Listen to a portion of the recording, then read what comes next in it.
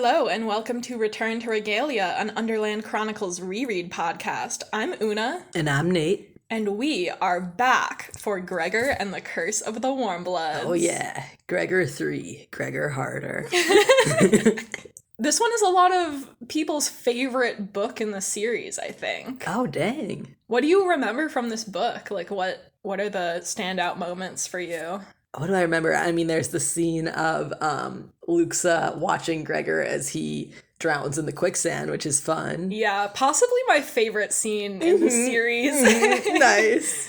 I honestly don't know if I remember much else. I remember this is the scene where all the rats go in the walls to try to make him go down. Yes. Yeah, okay, that I remember. Yeah, that part's scary. Yeah, right. I'm just like I'll have things to say about that theme later.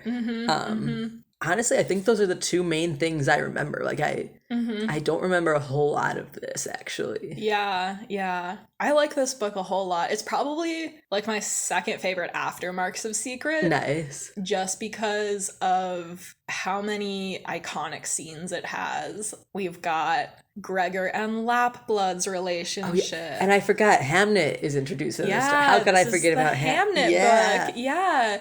We get like Hamnet and Luke's relationship, Gregor and Hamnet, like the parallels. And also Hamnet's kid who's also half overland, which I'm always like, how did that happen? Yeah. Like what was I need to know what the situation there was. Oh yes, I need the Hazard backstory. Oh yeah, his name is Hazard, which is also awesome. I thought that was so metal as a kid. Right? It is. Like I want to know what. Like, why is he named that? Yeah. Is it like, did Hamnet name him that? Or did his mom name him that? I feel like his mom wouldn't have, because, like, Hazard is not an overland name at all. Yeah. Wait, how did Hamnet even get custody of Hazard? Oh, because the mom died. Oh, okay, she did officially die. Yeah. Okay, R.I.P. Yeah. Mrs. Hamnet. Yeah, unnamed overlander woman. No, I'd love to know that story. There's probably fanfic about that. Ooh, I'm sure. That's the Song Virgin Snakes prequel. It's just it's like what's a romance movie that's bad? How to Lose a Guy in 10 Days.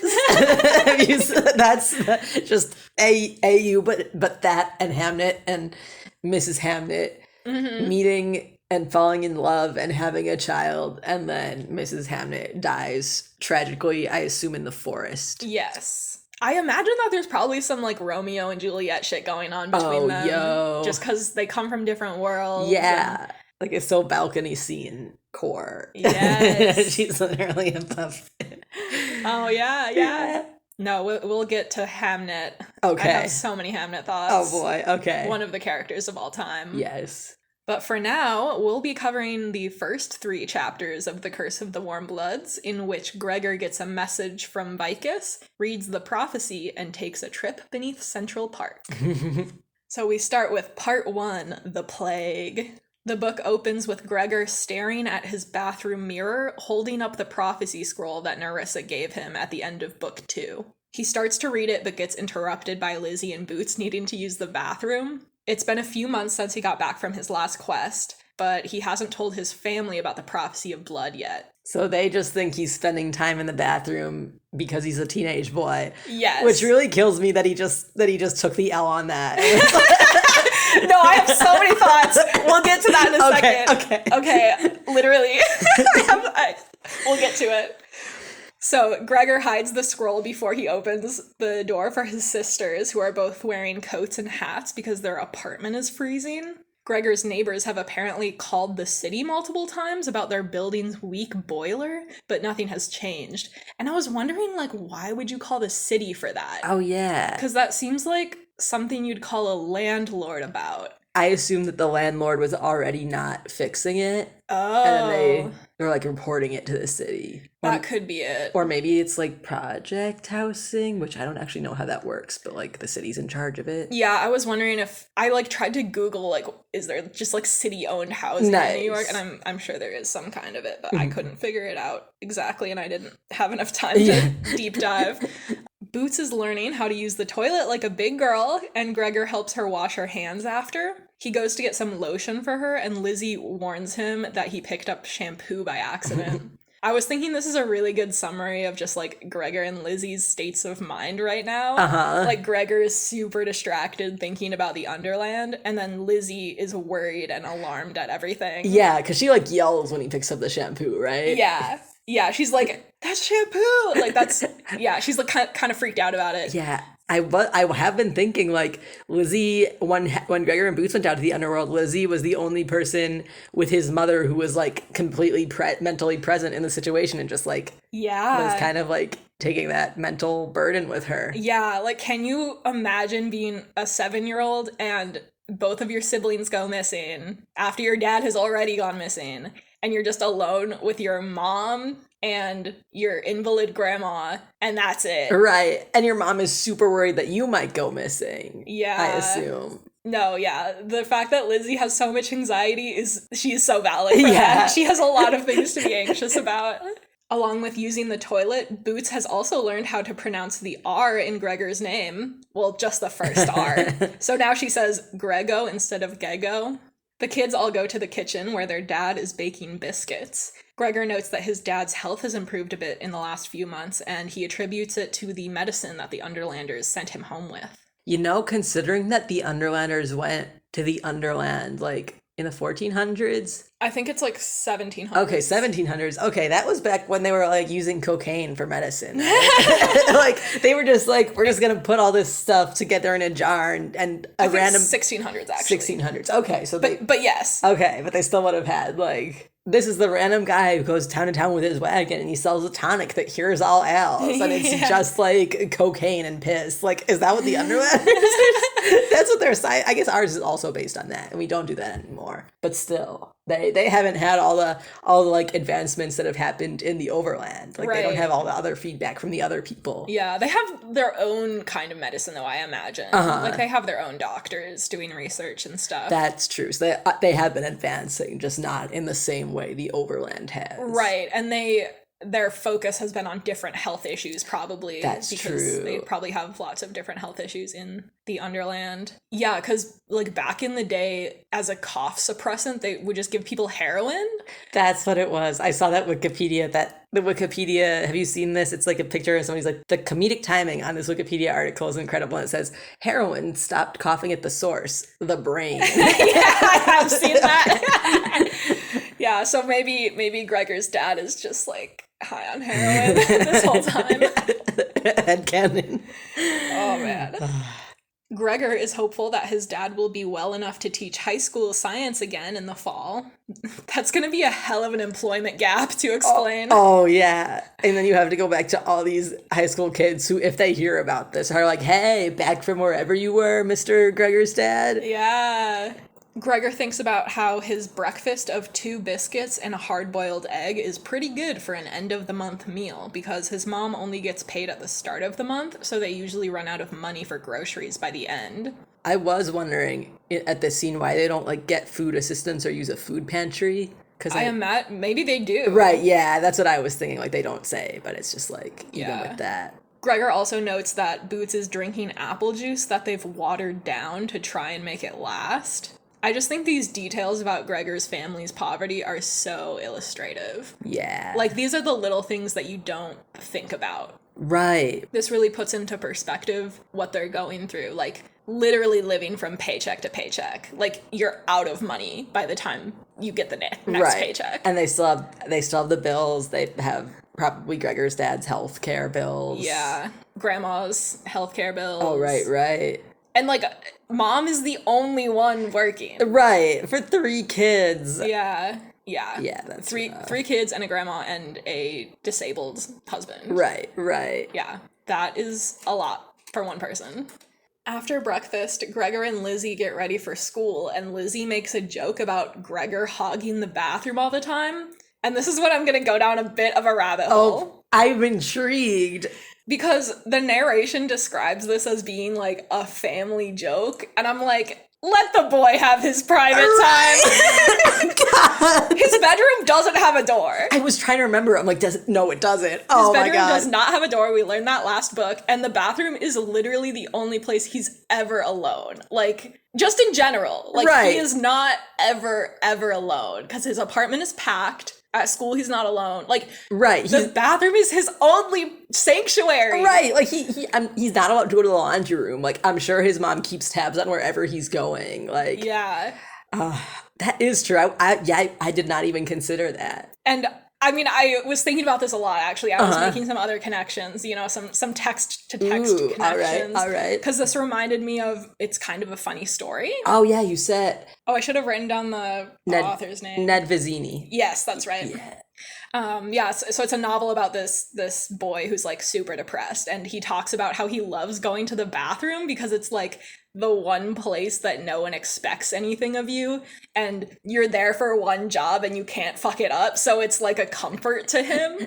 I like went and found the quote. He says, "I have a system with bathrooms. I spend a lot of time in them. They are sanctuaries, public places of peace spaced throughout the world for people like me. It's my body doing something it has to do, like eating, although I'm not too good at that. You do it and it's done. It doesn't take any effort or any planning." And like, I can seriously relate as someone with hand washing OCD. Oh my God. Like, sometimes the bathroom is just the perfect place to chill and get away from everyone. Same. I'm remembering now, like when I lived at home. Like, first of all, I would also get jokes about being in the bathroom too long because I would be reading in there. Yeah. And my grandma would always be like, "Are you in the bathroom again?" I'm like, "Stop it, Grandma." Yeah. But I also remember just like sitting in the bathroom, like writing fan fiction, not just like leaning against the bathtub, just like, this is my only sanctuary. Yeah. And you shared a bedroom. Right. Yeah. So with your siblings. Yeah, it was either the bathroom or the unfinished part of the basement is where I did all my psychosexual development. You know. Yeah. We've all been there. We've all been there. No, yeah, like, I would get this all the time from my friends when my OCD was really bad in high school. Like, my friends would just be like, "You're going to the bathroom again?" And I'm like, "Yeah, I need a break." Like, I need to just hold my hands under this, like, cool water and chill the fuck out. But then there's like this other side of the bathroom. Have you read that Tumblr post that is about how like the characters in Animorphs discover horrible things in bathrooms? No, I have not. Okay, lucky for you. I have copy and pasted it. Oh, hell yes. I went into the Animorphs tag and found it. This is from Tumblr user Exigence Lost. Somebody mentioned in a tag on one of my posts the scene where Marco Animorphs is showering after Antmageddon. Wait, side note. Gregor also has Antmageddon. Oh my God. There's also an Antmageddon in Gregor. Gregor and the kids from Animorphs, not that I've read Animorphs, I feel like they would have such an understanding. Yeah. That guy would just be like, "Yeah, I'm a hawk forever." And Gregor would be like, "I know how you feel, man." I also haven't read Animorphs. Oh, nice, yeah, nice. So, but I remember this post because it's like really good. Anyway, Marco Animorphs is showering after Antmageddon, and he finds an ant stuck to his hip by the pincers, where it presumably was trying to bite him in half when he was an ant, and then it died from him becoming very big very fast. And I feel like that scene, and the scene where Cassie finds a sliver of a sentient person's flesh between her teeth while flossing and then flosses until her gums bleed, really deserve recognition in the literary canon. I do remember reading that post. I was like, wow, this is gross, but I also like cool. Yeah. Later it goes, bathroom horror, your bedtime bathroom routine as an opportunity for personal confrontation with the violent detritus of the dead which lingers in and on your body even after you have ostensibly stripped yourself of weapons and healed over all your wounds. That's so true. Like even back to Macbeth, like out damn spot when she's trying to wash off the blood. Every scene where a character looks in the mirror, like medicine cabinet mirror, and just like when I'm drunk at a party and I go into the bathroom, I'm just like, oh, it's different in here. This is a moment. Yeah, it's like very liminal space. Yeah. The mirror alone is like this symbol of self-reflection. Right. And like forced to confront yourself. And oh yeah, and then in the tags of this post, they say, Applegate said, "What if you could transform your body entirely and literally rewrite your genetic code, but it was not enough to get away from the evidence of the terrible things you have asked your body to do. What then?" Damn. Which is like poetry. But I also think this relates so much to Gregor because I don't know if it's in this book. I think it may be at the end of this book. He's like in the bathroom and he's like looking at all these scars that he's gotten. And he's just like, wow, I'm never going to be able to like wear short sleeves again. And I'm never going to be able to like swim at a pool with people. I do remember thinking about that. Yeah. It's rough. Like he's just indelibly scarred from all of these experiences in the Underland, and the bathroom is where he's forced to confront these truths. Yeah. And I think that that's very metaphorical, as the bathroom is a place where teenagers confront truths about themselves, right. You know? He walks out of the bathroom and his parents are like, you were in there for a while. He's like, I was confronting truths, Mom, leave me alone. I was I can't. I was studying the prophecy. Oh my god. Yeah, so like I had a lot of thoughts about bathrooms, basically, is what I'm saying. And just like the symbolic nature of them and what they mean specifically for like a kid his age, and the concept of self-reflection, this concept of privacy, of which he has none. Right. Too much self-reflection, no privacy. Yeah. That's Gregor's problem. Yeah, that's true. Like the only room where he can be alone also has a giant mirror. Yeah. Yeah. The only place that he can be alone is also where he has to be alone with himself. Oh, yeah. Oh, fuck, that's good. Damn.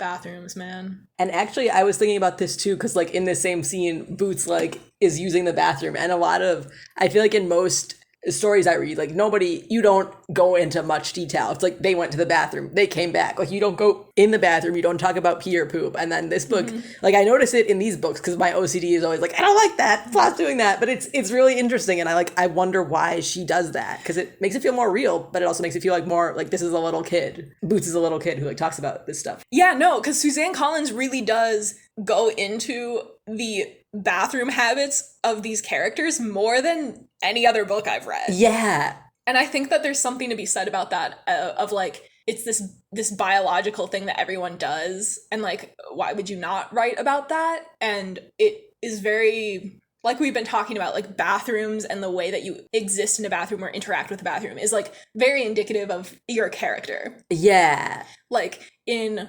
Regalia, the bathrooms are like really fancy and like really nice, and they're all like stone, and the water is like always running.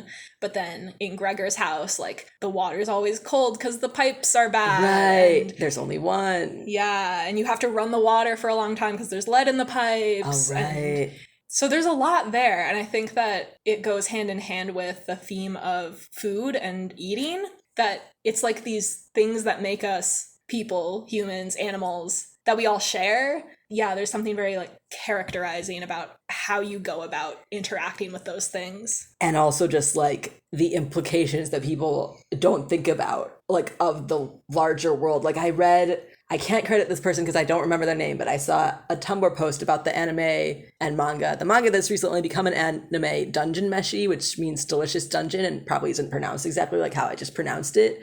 But somebody said a Dungeon Meshi is the only thing that understands that food is inherently violent and violence is inherently sexual, which we don't have to talk about the second part, but the food is inherently violent. No, I like it. No, that's it. This is like, we can zoom in on all of these little aspects of life and really look at them, and they can be so indicative of other parts of life. Food is a big one in these books. Right. Like scarcity of food. How much food do you have? What kind of food are you eating? And I think that in a similar way, the bathroom thing it can be like a theme, I feel like. Yeah. Like I'd be interested in just like paying attention to bathroom analysis going forward. Yeah. I'm just gonna drink real quick. Yeah. Even on this podcast, we're constantly drinking water to lubricate our speaking parts. It just gets cut out. It's the seamy underbelly of life that you don't see. Exactly. It's the stuff that you need to cut out. But Suzanne Collins does not shy away from the truth of having a physical form. Yeah. Anyway, moving on from that, Gregor's family thinks he's looking in the mirror to try to look good for a girl at school, and he just like pretends that they're right. The narration says, The truth was, he was thinking about a girl, but she didn't go to his school, and he wasn't worried about what she thought of his hair. He was wondering if she was even alive. He's just like, yeah, I have a girlfriend, but she doesn't go to this school. You don't know her. She lives in the Underland. Yeah, she's a queen. Yeah. You guys, trust me. She's like really cool. She can do backflips. So yeah, we get a little description of Luxa and the backstory about her being missing, along with Aurora Temp and Twitch Tip. Gregor's worried because he hasn't gotten any updates from Regalia about them yet, and he has no idea what's going on down there. Because he's so preoccupied, he can't pay attention in class, he doesn't hear people when they speak, and he forgets things. For example, his dad has to remind him to take his backpack on the way out the door. Gregor walks Lizzie to elementary school and promises he'll be there to pick her up at the end of the day since he's already forgot twice this month. Which sucks so bad. Like, Lizzie's already so anxious, and can you just imagine her, like, knowing that something is wrong with her brother and not knowing, like, how to help or... Yeah. It's just, like, adding to the instability of her life that he's forgetful enough to forget her at school. Yeah, and that also that she doesn't know every time he forgets. Is it like, oh, did he forget, or did the rats kidnap him again? Like, yeah. Is he back in the Underland? Like, yeah, you're right. It's just like her life is so unstable. Mm-hmm. It makes complete sense that she's just like anxious all the time. As Gregor walks the rest of the way to his school, he thinks about how it's just a matter of time before he goes back down to the Underland. But he's also angry at the Underlanders for not keeping him in the loop about what's happened to Ares, who wasn't left in a good place at the end of book 2. The narration says, Gregor had a bad feeling that wherever Ares was, he was suffering. Which is terrible because Ares literally has the plague right now. I was gonna say, like, that's just how Ares is, man. But yeah. No, yeah. Whatever he's doing, he's suffering. But especially now because he's got the plague. Yeah. I wonder if that's like, if it's a little bit, like a little bit of magic, like prophecy type stuff. Like he can sense his bond being in danger. It's the secret bond connection. Yeah. The magical empathy link. That's what that's called. What else did they have that in? Percy Jackson. Percy and Grover have an empathy link. Speaking of suffering, Gregor suffers through the first half of the school day until lunch. He notes that he's always hungry, both because there's not a lot of food at home and because he's growing so much. He always eats his whole free school lunch, even if he doesn't like it. But today is pizza day, and his friend Angelina gives him her food. She's too nervous to eat because she's the lead in the school play tonight. Gregor offers to practice lines with her, which he and their friend Larry have been doing for weeks to help her prepare. The friends poke fun at each other for the rest of lunch. I'm pretty sure this is the only time that we ever see Larry and Angelina on page. Yeah, I was thinking a lot about this scene because, like, it's not really relevant to the larger story. Or it doesn't seem like it is. Like, it sets up that Gregor has connections in the Overland that he cares about, but that's already established with his family, and it's interesting to see that first of all, even though he's distracted, he doesn't like think to himself like, oh, she's worried about lines while I'm worried about a war. Mm-hmm. Like he's still like fully sympathetic to his friend's problems, and that also like that there are problems in the Overland, like Larry having to go to the hospital for his asthma attack. Right. And also that Gregor disappeared for a period of time and can't tell his friends where he was, and they're not talking about it, but I want to know, like, what did he tell them and did they believe him? Right. I think the story is that he had the flu. Okay. Is what they tell people. But yeah, no. I mean, I wonder if his friends like tried to call him or something when he was, sick. Right.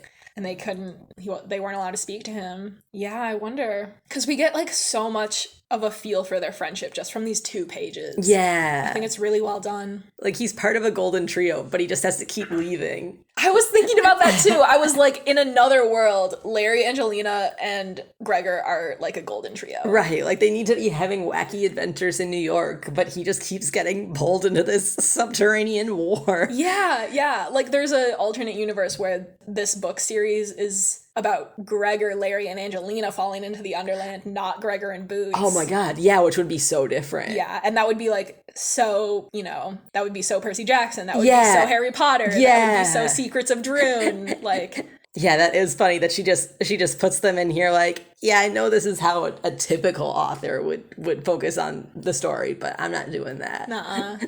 Yeah, I think it's a really good little taste of like, this is what Gregor's life would be like if it was normal all the time. Yeah. And this is like what he wants most, is to not have to deal with the Underland. Right. And just have this. And it is really sad that he knows that, like, thinking about the Underland so much is bad for him. Because, like, he says that he likes running lines with Angelina because it distracts him from obsessing about the Underland. And he, like, knows that that's a bad thing. And he's telling himself, like, keep your head in the Overland. Mm-hmm.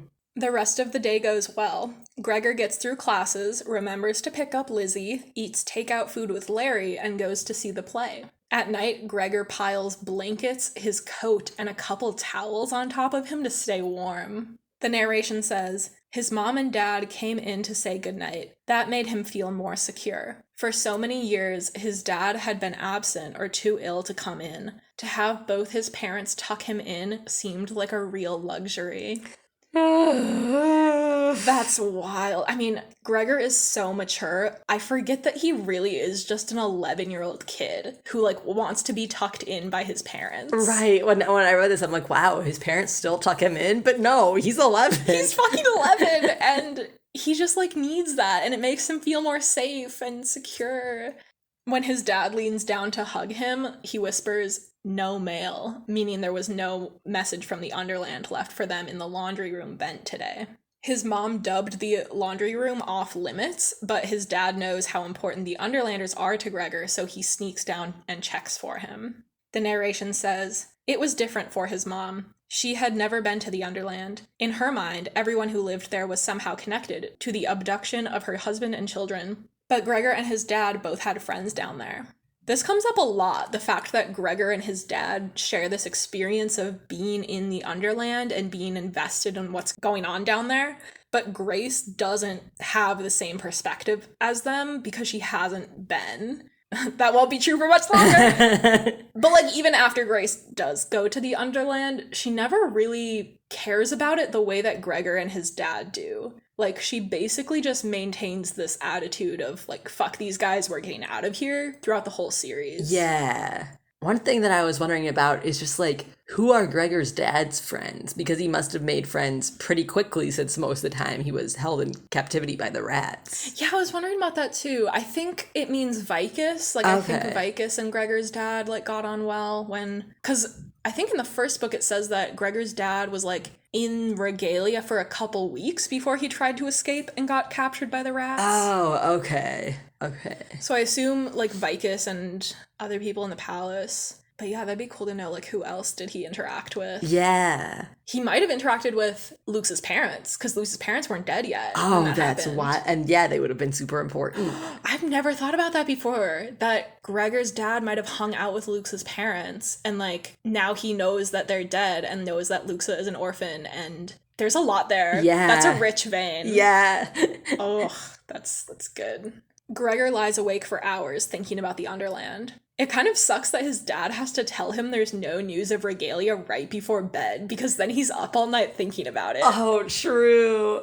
Because it says that, like, his day was pretty normal, like, after lunch, like, he managed to keep himself from thinking about the Underland too much, and he, like, had fun with his friends and whatnot, and then he has to end his day with, like, oh yeah, by the way, there's been no news about your missing friends. Yeah, that's rough. It really sucks. And it sucks that, like, the Regalians have not just said, like, update. They're still not back. Like, Right.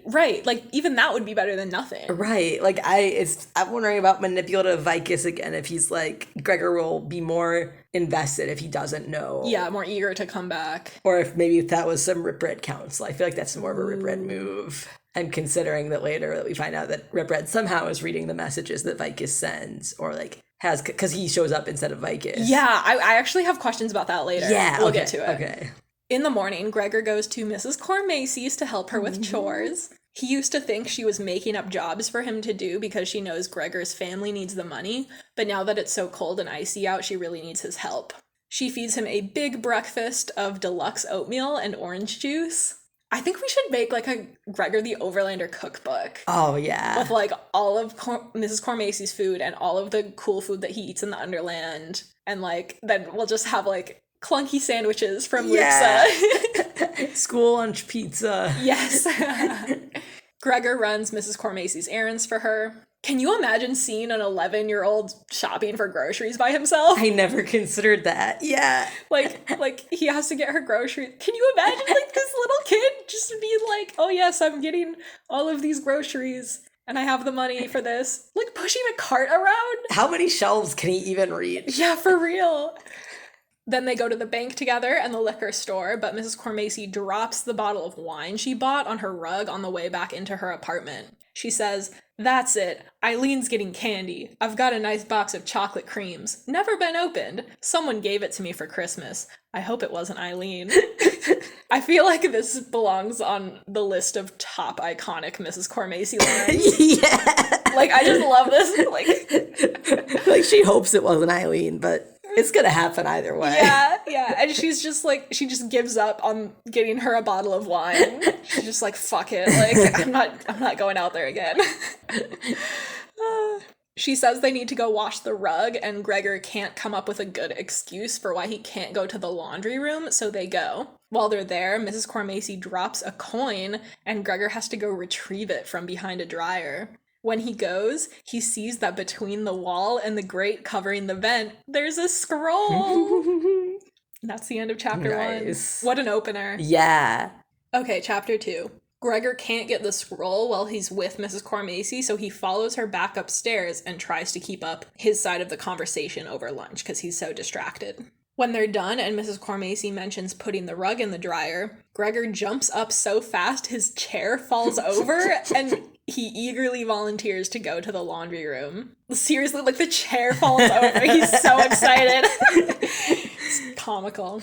Mrs. Cormacy is suspicious and asks why his family goes to the laundromat instead of the basement to do their laundry. She's like putting the pieces together. And this part is interesting to me because like when she said go down to the laundry room, was she like not thinking about it, or was she like, they don't usually go to the laundry room, let's see what happens? Let's test it. She's funny because she also mentions that she checked to see if the prices were the same at the laundromat, which means that she had to like go out of her way to visit the laundromat and check. She's so nosy. Right? Literally. But yeah, she's totally like putting it together. She's like, well, this family's like being weird, and suddenly they stopped going to the laundry room, and Gregor is like really eager to go there now. Like, what's the deal? The fact that she even noticed that they're using a different laundry place in the first place. Right. She's so nosy. I love her. Gregor says that they go to the laundromat because the washers are bigger there, and Mrs. Cormacy clearly doesn't believe that that's the full truth, but she just lets him go. Between the elevator ride and waiting for the laundry room to be empty of people, it takes forever for Gregor to reach the scroll. He takes it to the privacy of the stairwell to read it, and it turns out to be a message from Vikus. He's asking Gregor to meet him below Central Park at 4 o'clock because the prophecy of blood is upon them. I was wondering, how does Vikus know what time it is in the Overland? Oh, yeah. Like, do they have a clock in Regalia that's, like, synced up to New York? Like a world clock? Like in the airport. Maybe they do, because, like, if they can, rats can go up into libraries. Like, I guess they have ways of seeing what time it is, and it might be useful for them to know. That's true. Or maybe they started doing that now that Gregor is like in regular contact with them. Oh yeah, it's like, oh, we better know what time it is up there. Yeah, I guess I imagine that it wouldn't be that hard to check what time it was. Because if the small bats in the Overland can talk to the big bats the way that the small rats talk to the big rats, and the small cockroaches talk to the big cockroaches. Yeah, I feel like the above ground animals would be able to convey that information somehow. Yeah, that makes sense. Gregor is disappointed that the note from Vikus doesn't have any information about Luxa, Ares, or his other friends. He recalls the prophecy from memory, which I will now read in its entirety. Oh yeah, I'll lay down a beat. This one is pretty musical, honestly. Uh-huh. It's got like a rhythm to it.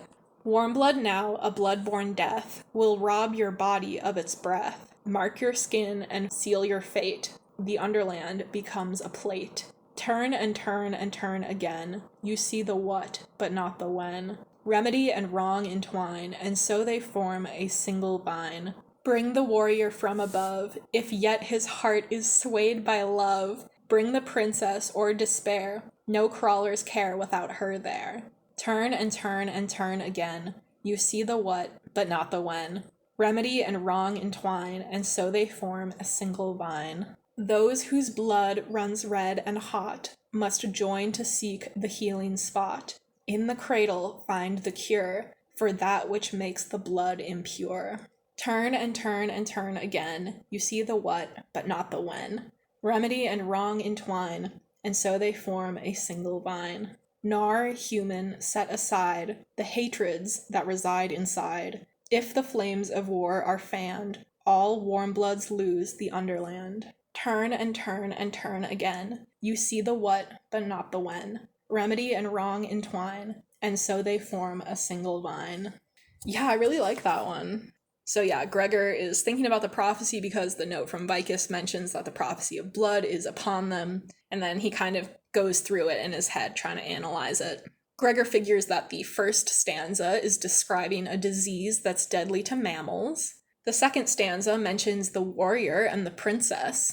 Gregor has started believing he's the warrior by now, but he hates it. He hopes the princess doesn't refer to boots, but it probably does. The rest of the prophecy suggests that humans and rats have to work together to cure the disease, and Gregor thinks that's unlikely since the two species hate each other so much. The narration says, "And then there was Sandwich's usual prediction that if things didn't work out, there would be total destruction and everybody would end up dead." And Gregor wonders if Sandwich has ever written anything with a happy ending, which I think is a good bit of foreshadowing for the prophecy about the peacemaker that we find out about in book 5. One random thing that I just thought of is that the turn and turn and turn again part. You know that like old song, it's like not that old, to everything, turn, turn, turn. Have you heard this or by? No. Okay. Who's it by? Maybe Peter, Paul, and Mary. I think it's a bunch of people because the tune, I don't remember who the tune is by, but the lyrics are from the Bible. Oh, shit. Yeah, written by, it was like, this is the world, I saw a Wikipedia article screenshotted into Tumblr that was like, this is the world's oldest lyrics penned by King David of Israel. Hey everyone, it's Editing Oona. The song that Nate was thinking of was Turn, Turn, Turn, To Everything There Is a Season by The Byrds. It's a song from the 60s that is associated with the Vietnam War, so that's interesting. The Bible verse that it uses in its lyrics is Ecclesiastes verse 3, lines 1 to 8. I'm not going to read the whole Bible quote here, so you can look it up if you want to. It does seem to have a lot to do with war and peace, and there's also a lot about plants, healing, mourning. So I think that even though the turn, turn, turn part of the Gregor prophecy isn't from the Bible, Suzanne Collins might have been making this connection to the Bible through this song by the Byrds. I would love to come back to this in a bonus episode that we do about the prophecies sometime in the future. And so I'm wondering, like, what's his name? Sandwich could actually be referencing that. Ooh, isn't the vine thing a Bible thing too? Ooh, I think so. I remember this from Hamilton's. I was about to say, I know this because of Hamilton. Every man shall sit under his own vine and fig tree, and no one shall make him afraid a moment alone in the shade. I can't believe you just pulled that out. I could pull out a lot of Hamilton. Oh my god. Yeah, no, I think that's from the Bible. I'll have to look up that later, maybe. Or maybe you'll run into it in your reading of the Bible. Yeah, I'm on Prophets right now, so presumably soon I'll get to that actual song from Dave. Nice. Which is about it's like theoretic. I think it's about like planting crops, but I'm sure it's a metaphor for something. Mm-hmm, always.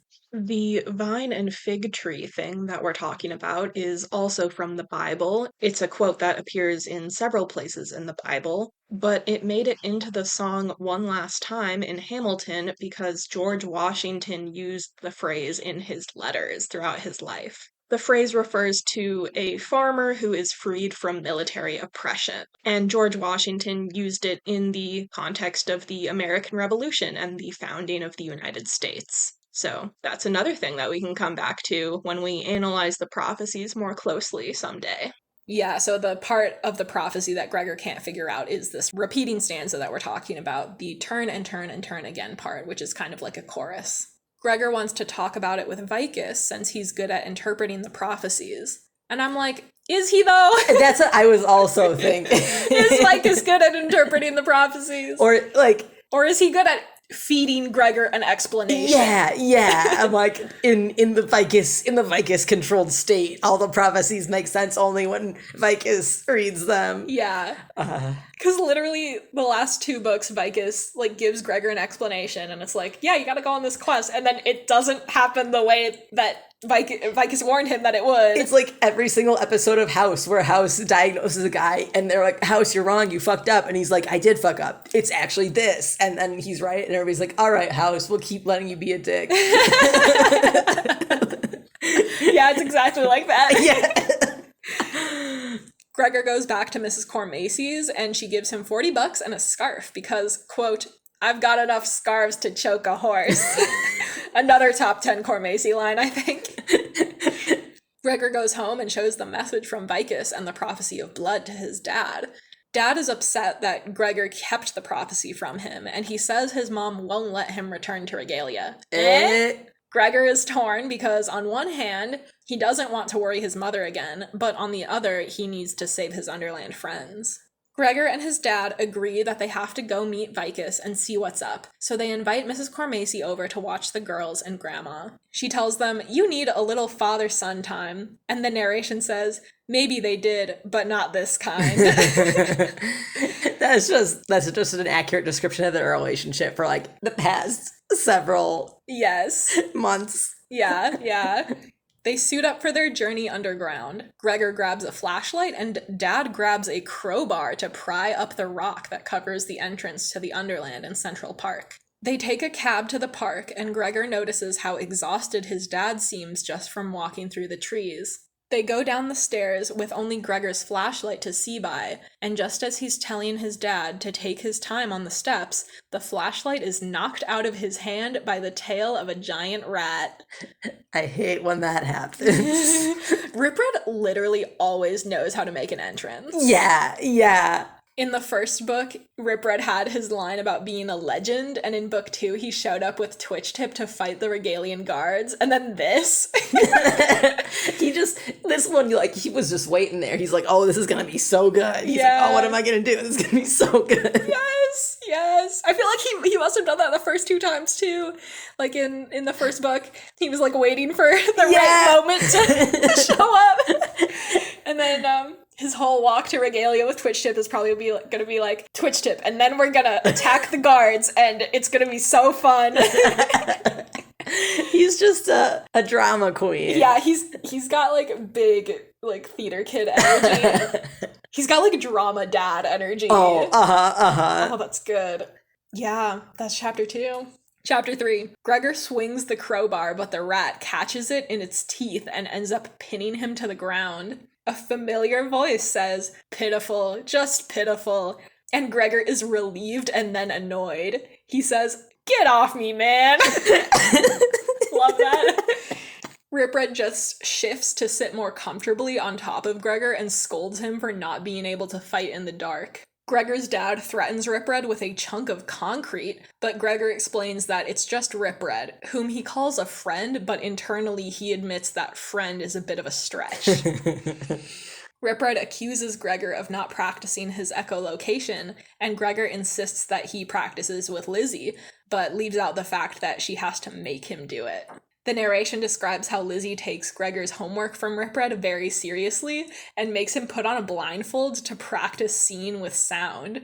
At first I thought this was, like, really cute because Lizzie is, like, such a nerd that she's like, you have to do your homework, Gregor. But after thinking about it a little more, she's probably, like, extremely worried about him getting lost in the dark. Yeah, I didn't even think about that. I'm just like, I bet she does this with his regular homework too. But no, she's like, you need to not die and you're fucking it up. Yeah. She's like, Ripred literally gave you instructions on how to survive and I'm going to make sure that you do it. God. It is kind of cute, though, that she, like, puts a blindfold on him. And they just go to a random, like, place in the stairwell. People are just walking past, like, all right, sure. Yeah. Oh, that family at it again. Yeah. Mrs. Cormacy is, like, taking notes. Yes. She's got little binoculars staring at her. She's like, I'm putting all the pieces together. Little opera glasses. Yes. Gregor asks where Vikus is, and Ripred says he's not coming. Gregor says, but he wrote me about the prophecy of blood. I thought he was meeting us. And Ripred says, and I thought you'd be alone. So I don't think I've ever understood like what exactly the deal is with this. I forget if Vikus ever actually says to Gregor later, like, hey, sorry, I couldn't meet you and I had to send Ripred instead. Does this mean that Ripred somehow, like, forged this letter to Gregor? Yeah, I was also wondering And that. it wasn't actually Vikus? But I feel like Vikus would want him to come to this meeting. I think probably the most logical reason is that Vikus is like, I'm gonna tell Gregor that I need to meet with him, and he will want to meet with me because I'm nice, but actually I can't leave Regalia, and it's like dangerous to be in the tunnels under Central Park, so I'll send Ripred instead. Yeah, and he could have, I feel like he could have sent like a lot of people, but Ripred's like, no, I want to go fuck with this kid. Yeah. And Ripred presumably was like already in Regalia because he was here for the meeting. Oh, right, that makes sense. So Ripred's just like, oh, I'm gonna go on a field trip. Yeah, Vikus is just like, hey, I'm really swamped with all of this like council stuff. I think you should go like pick up Gregor for me. And Ripred's like rubbing his little hands together. His little rat hands. Yeah, I think maybe this gets explained later, but I forget. I can't remember. Ripred asks if Gregor's dad remembers him, and Dad seems like he has to sift through a bunch of traumatic memories to recall that Ripred brought him food when he was imprisoned by the rats. I was thinking at that when Ripred says, and I thought you would be alone, I feel like he doesn't actually apologizing, but he's apologizing because when he attacked Gregor in the tunnel, he like gave he gave Gregor's dad like a traumatic flashback, and he's like, hey, you remember me, I'm the nice rat, it's okay. Yeah, I think that makes a lot of sense. Ripred is probably like conscious of the fact that Gregor's dad would be super worried and freaked out by a rat attack. Yeah.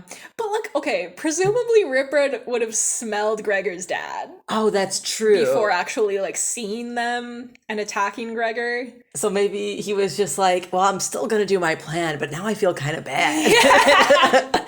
Yeah. No, yeah, though. Like, this is another... Okay, wait, I just realized this is another food theme of, like, Ripred brings food to Gregor's dad. Oh, right. And it's like, it seems like it's a nice thing he's doing, but also they must have had to bring him food because they wanted to make them weapons. Like, they're not starving him. So was Ripred, like, was he giving him encouragement? Were they, like, sort of friendly? Or is it just, like, literally Ripred brought him food sometimes but didn't hurt him? Right, and that was, like, maybe... Because we theorized that Ripred, like, worked in the rat prison before he, like, left for the Deadland and started his rat group. So, like, was that just Ripred's job? Like, go feed the prisoner? Yeah, I feel like it must have been. Unless he was giving him, like, extra food. Yeah, I don't know. I guess it could be, like, presumably they could have just thrown food down into the pit, right? Mm-hmm. So maybe Ripred actually came and gave it to him and, like, talked to him for a minute. I don't know how Ripred would have gotten down into the pit and back up again. Oh, that's true. I imagine he's just lowering the food into the pit somehow. Maybe he has, like, encouraging notes, like, hang in there. Like a mom writing little notes in her in her child's lunchbox. My mom used to do that, except she would write it in phonetic Hebrew because otherwise my friends would try to read it, even though it was just like, have a great stay at school, honey, I love you. That is so cute. Yeah, it was great. Why did you like tell your mom, like, yeah, my friends always try and read your notes? I think I must have, yeah. So she started doing it. Yeah. That is so adorable, actually. Yeah. Aww. Did your friends be like, oh man, that sucks? I think so. I think they would steal it anyway and like try to tell me to tell them what it said, and I would tell them because I was like, I can read it. I'm smart. Yeah. And now I write fan fiction on the bus the same way. Oh, your mom was unknowingly preparing you for this. That's funny that she also kind of gave you like a little bit of homework with your lunch. Oh yeah. She was the 5th grade teacher, so I'm sure she was like excellent. Like I didn't even know about her sneaky plan to get me to study. Damn, I didn't even think about that. That's so funny. She's just like, we'll also get some Hebrew practice in. Like, that's so funny. Didn't even think about that. Oh my god. She's so hilarious for that. Yeah. Ripred asks if anyone brought him food, and Gregor notices that he does look skinny. Gregor offers a leftover fortune cookie from his pocket, and Ripred is like super sarcastic about accepting it. Gregor asks why he's so hungry, and Ripred says that Solavet has been starving the rats out, and he's had to keep the rapidly growing Bane fed.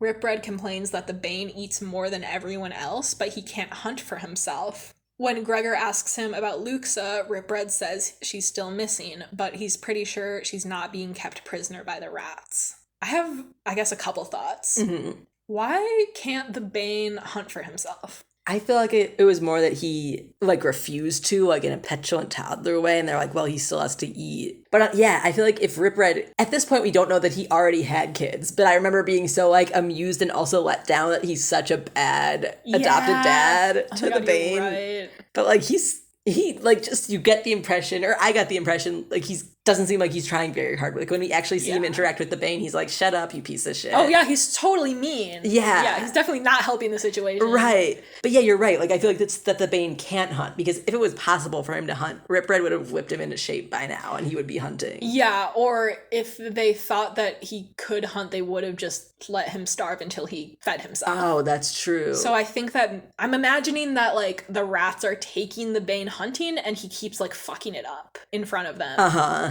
And I'm wondering, is he, like, does it have something to do with, like, how maladjusted he is? Uh-huh. Does it have to do with the fact that he is, like, too big for his, like, his body is too big for him, and he is clumsy, and therefore he's, like, bad at hunting? Maybe he doesn't have as much camouflage because he's bright white, and Oh, that's a thought. and he stands out in the dark. Yeah, that could be it.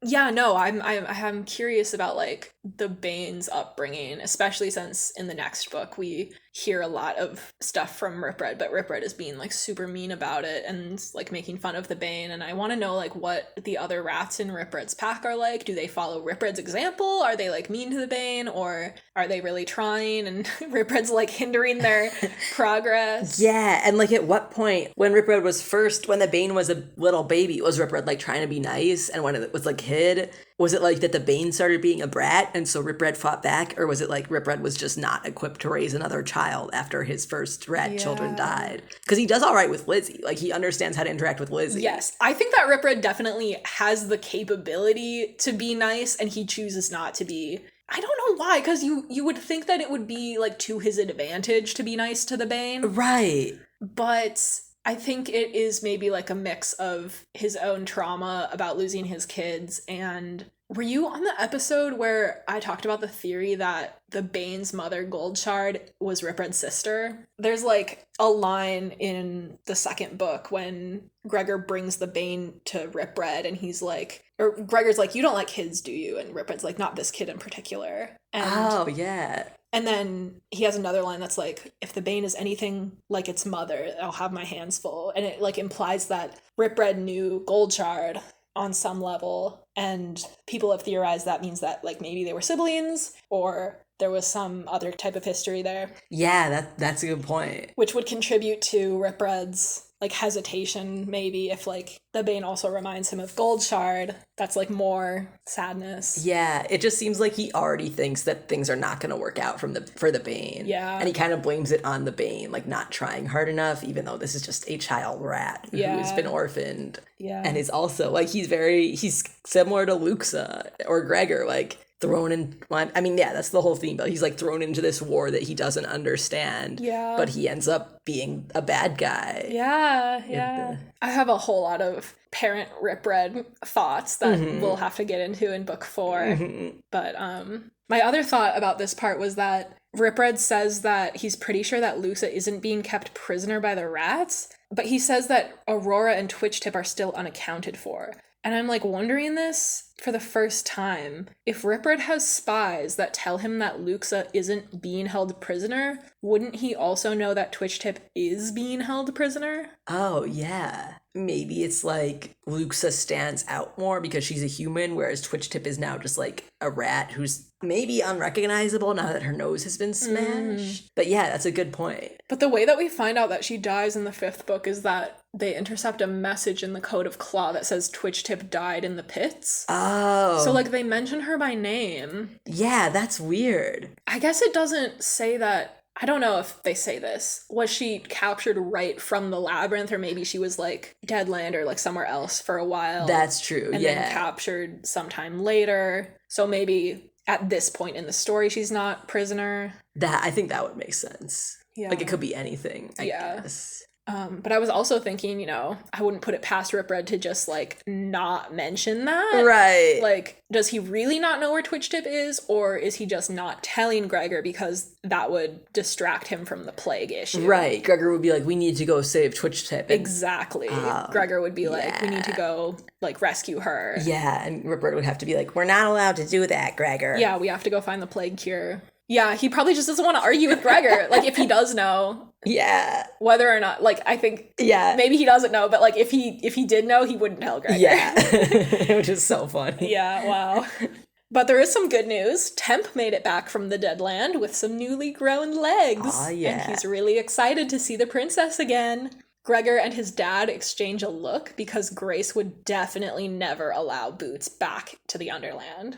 Ripred explains that Vikus is sending a bat tonight to pick up Gregor and Boots and bring them to Regalia to deal with this plague issue. He explains that it's some kind of pox that causes lung failure, and the rats are suffering the worst out of all of the Warmbloods right now. He mentions that no one knows how the Nibblers are doing, and when prompted, he explains that Nibblers are mice. I like how smoothly or how conveniently they're introduced. I think that's good. Yeah, because this is the first time we've heard the word nibbler. Right. I think there was mentions of mice, like Gregor saw some mice at some point in the first book, but this is the first time that we're hearing about them as kind of like a major player in the war of species going on. Right. Yeah, that is like a smooth way of introducing them. Ripred tries to convince Gregor it's safe in Regalia because there are only 3 plague cases and they're quarantined. Ripred tells Gregor that he just has to come for this one meeting where all the attendees will be tested for the plague ahead of time, and then he and Boots can go home right after. Gregor doubts this because usually the prophecies make him go on a quest, but Ripred cites the line from the Prophecy of Blood that just says to bring the warrior from above. According to Ripred, no one expects Gregor to come up with a cure on his own, so they won't need him after this meeting. This is like peak manipulative Ripred. Yeah. Yeah, he 100% knows he's lying. Yeah, he literally, oh my god, we'll talk about it when the reveal comes. He's just like, what kind of moron would try to make a child cure a plague? Am I right, Gregor? Yeah, literally. Ripred, you fucking know. You know what kind of idiots are in Regalia. Gregor tries to convince his dad that it'd be okay for him to go, and Ripred cuts in to say, the warrior will come. We know that. When Gregor asks him why he's so sure, Ripred reveals that one of the plague cases in Regalia is Ares. R.I.P. Doomed from the beginning and just gets more doomed. Just continues to be doomed in different ways. Yeah. Same doom, different day. Yeah. And that's where the chapter ends, right? Yeah, that's the end. Cliffhanger. He really buried the lead on that one. Right? Like, there's only 3 plague cases. And he also doesn't mention that the other 2 are Howard and Andromeda. Oh my god, yeah. I forgot about that because they like all went on the journey and they picked up the plague. Oh, man. Yeah. Oh, so Ripred is just like, oh yeah, like, there's 3 plague cases. And then later he's like, Ares is one of them. And then Gregor gets all the way down to the hospital before he realizes that the other plague cases are Howard and Andromeda. Damn. Which, it's funny that Ripred didn't reveal that, because you'd think that would make Gregor even more want to come down. Yeah. But Ripred was just like, I only need to give him this much information. You know what? I think at one point, I'm trying to remember now. Oh, in book 4, when they rescue Ripred from the pit, Ripred is like, and what's your name? To Howard? And Gregor is like, stop playing, Ripred, you know who he is. And Ripred's like, no, actually, we haven't met. And then Gregor is like, oh yeah, they haven't met. Oh, that's funny. So like, maybe Ripred just straight up doesn't know who Howard is. and doesn't like care to ask. Yeah. That's funny. That's funny, yeah. Yeah, this is quite the opener to the book. Yeah, and I feel like it's like impressive, like, because Suzanne Collins like has to do all the overland stuff, but I feel like that's like so much more, even though it's like really interesting, like, to what it reveals about Gregor's life. If you're a kid who's just like, I want to get to the adventure part, it's so boring. And she has to get all that in as quickly as she can to get the adventure started again. Yeah, and she does it so well every single book. And I also remember when we listened to the audiobook, like this part felt so much longer to me. I was like, wow, we're really taking some time to be in Gregor's life in the Overland, but it's really just, it's like 2 chapters and that's it. Pretty much. Yeah. I feel like this one's maybe slightly longer than the other books. I guess I haven't even looked at the pages.